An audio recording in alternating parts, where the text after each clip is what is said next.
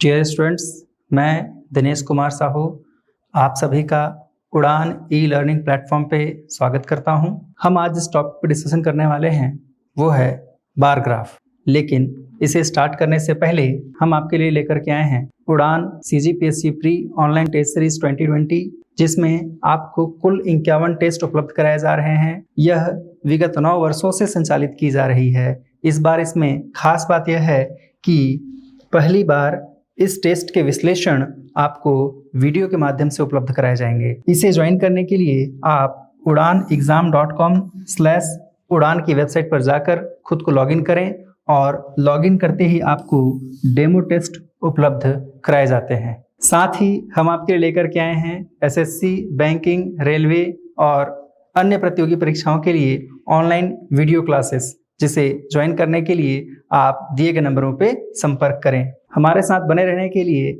आप हमारे YouTube channel को लाइक और सब्सक्राइब करें। साथ ही हमारे वीडियो पहले प्राप्त करने के लिए बेल आइकन पे जरूर दबाएं। अन्य प्रतियोगी परीक्षाओं के वीडियोस प्राप्त करने के लिए आप हमारी ऐप को गूगल प्ले स्टोर से डाउनलोड करें। चलिए हम स्टार्ट करते हैं बार ग्राफ। हम देखते हैं आपके सामने एक स्क्रीन पे एक क्वेश्चन दिखाई दे रहा है। ये बार ग्राफ का है। इसमें लिखा हुआ है निम्नलिखित सूचना पर आधारित प्रश्नों के उत्तर दीजिए। आप देखेंगे सामने लिखा हुआ है दिए गए बार ग्राफ में एक कंपनी के 6 शाखाओं D1, D2, D3, D4, D5 और D6 से प्लाई बोर्ड की 2 लगातार वर्षों 2010 और 2011 की बिक्री दर्शाई गई है।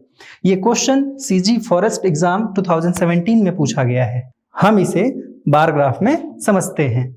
यहाँ देखिए D1, D2 से लेकर D6 की जानकारी दी हुई है और इसकी बिक्री यहाँ लिखी हुई है। और इसमें आप देखेंगे तो पहला जो बार है ये 2010 का है और दूसरा 2011 का है। हम आगे बढ़ते हैं और क्वेश्चन को रीड करते हैं। क्वेश्चन देखिए लिखा हुआ है D2 शाखा की दोनों वर्षों की कुल बिक्री का D6 शाखा की दोनों वर्षों की कुल बिक्री से अनुपात क्या है। तो यहाँ पर D2, D6 और इनका अनुपात, ये 3 बातें ध्यान देने योग्य है। ठीक है, चलिए ऐसे क्वेश्चंस को सॉल्व करने के लिए आपको कुछ चीजों का बेसिक ज्ञान होना बहुत जरूरी है, जैसे परसेंटेज, रेशियो, एवरेज और प्रॉफिट एंड लॉस। ये कुछ ऐसे टॉपिक्स हैं जिनका बेसिक नॉलेज होने पर आप इस प्रकार के सारे क्वेश्चन सॉल्व कर सकते हैं। चलिए हम आगे बढ़ते हैं और देखते हैं इस क्वेश्चन को कैसे सॉल्व किया जाए।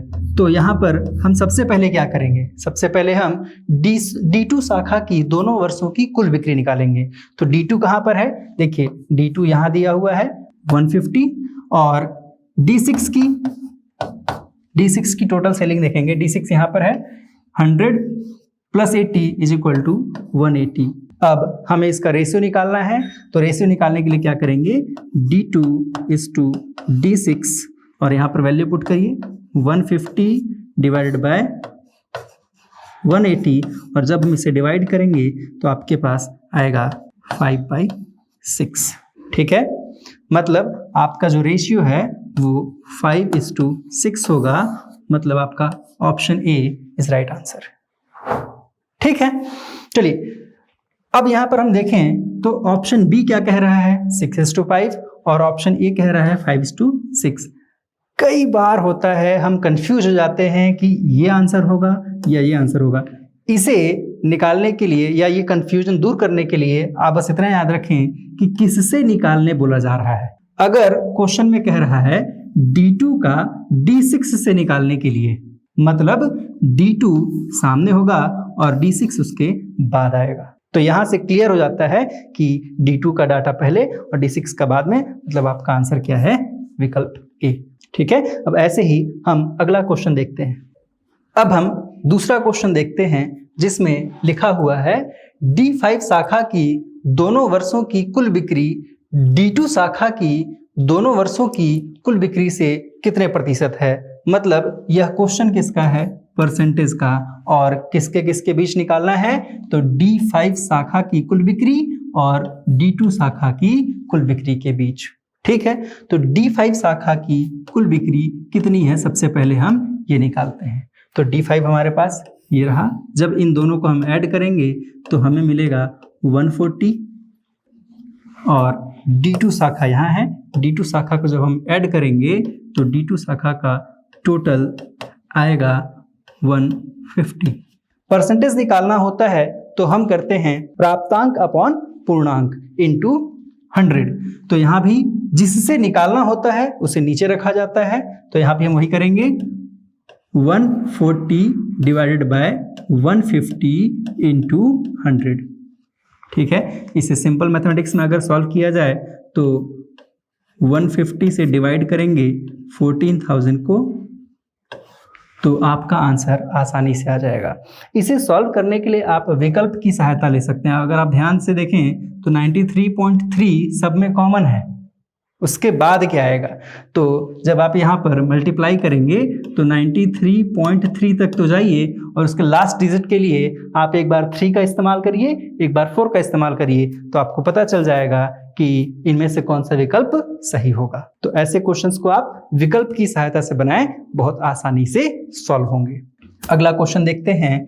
क्वेश्चन नंबर 3 क्या कह रहा है, D2, D4, D5 की शाखाओं की 2011 की औसत बिक्री D1, D3, D5 शाखाओं की 2010 की औसत बिक्री का कितने प्रतिशत है। ध्यान से देखें तो ये क्वेश्चन है परसेंटेज का, जिसमें कि औसत भी शामिल है।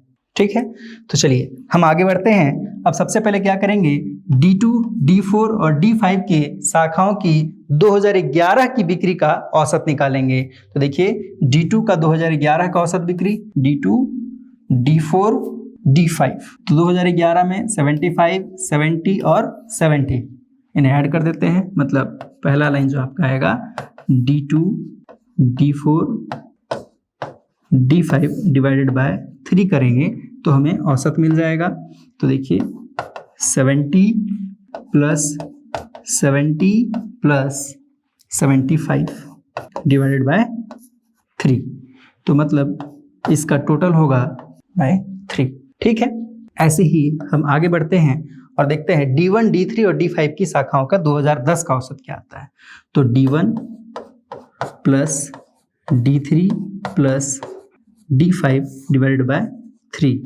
D1 का 2010 का औसत बिक्री कितना है, तो है 80 प्लस D3 का 2010 का है 100 प्लस D5 का 2010 का है 65।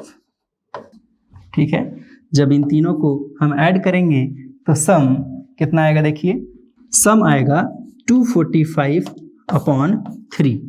ठीक है, अब इसे जब हम सॉल्व करेंगे तो परसेंटेज निकालने के लिए फिर वही करेंगे 215 अपॉन 3 डिवाइडेड बाय 245 अपॉन 3।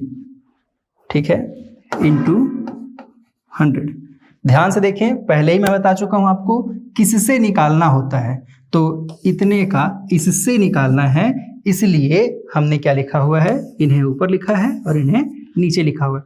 3 से 3 कैंसिल हो जाएगा। ठीक है, 3 से 3 कैंसिल हो जाएगा और इसके बाद फिर हम सिंपली, जैसे हमने यहाँ पर सिंपल मैथमेटिक्स यूज किया था, वही हम यहाँ भी इस्तेमाल करेंगे और क्वेश्चन को सॉल्व करेंगे। जब भी सॉल्व करेंगे तो आप यहाँ पे देखिए विकल्पों का सहायता लीजिए।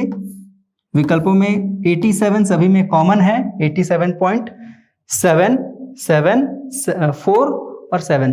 तो यहाँ पर आपको सिर्फ ये देखना होगा कि 87 के बाद 7 लेना है कि 4 लेना है।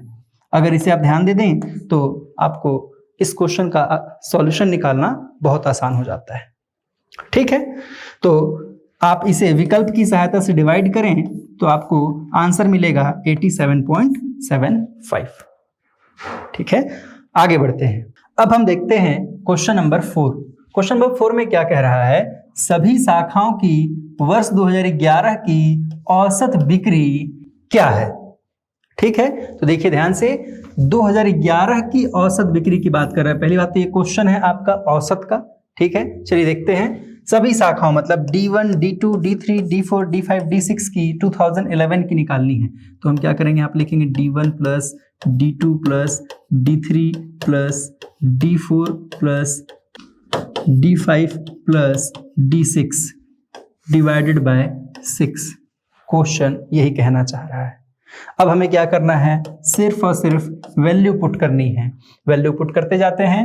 D1 में 2011 की वैल्यू है देखिए 95, D2 की वैल्यू है 70, D3 की वैल्यू है 90, D4 की वैल्यू है 70, D5 की वैल्यू है 75 और D6 की वैल्यू है 100।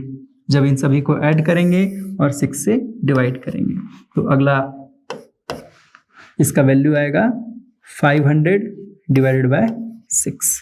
ठीक है, अब इसे आप डिवाइड करेंगे तो फिर आप किसकी सहायता लेंगे, विकल्पों की सहायता लेंगे। जब आप विकल्पों की सहायता लेंगे तो आप इसे आसानी से सॉल्व कर पाएंगे और इसका आंसर आएगा 83.33।